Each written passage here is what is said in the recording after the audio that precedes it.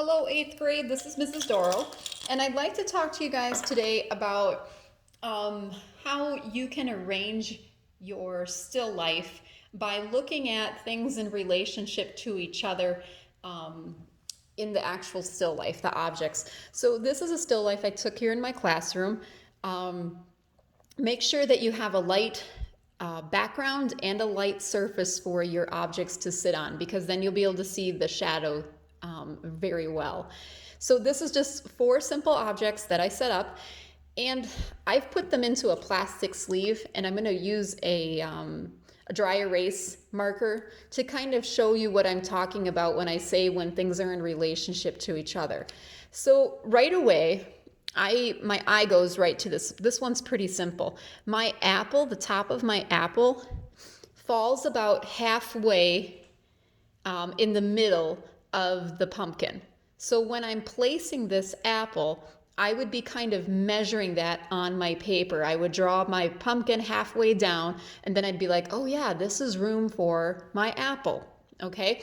If I look at my apple, the base of it, and I draw a line going over pretty close, the bottom of the apple is about the same as the bottom of the handle of the mug.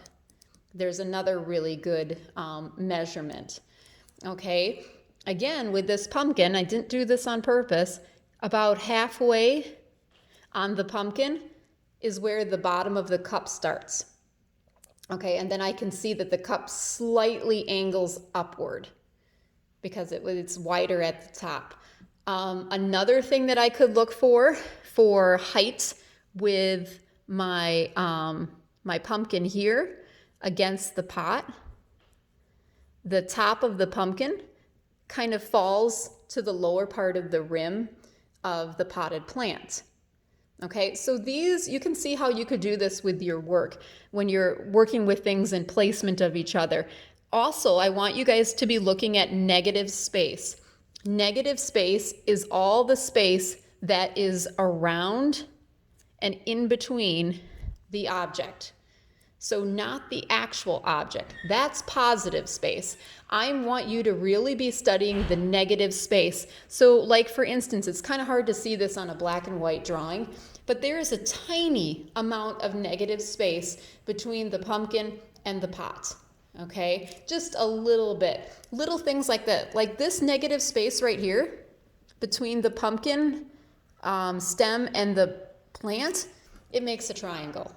So there are things that you can be looking for, little clues and hints that will help you to arrange your still life.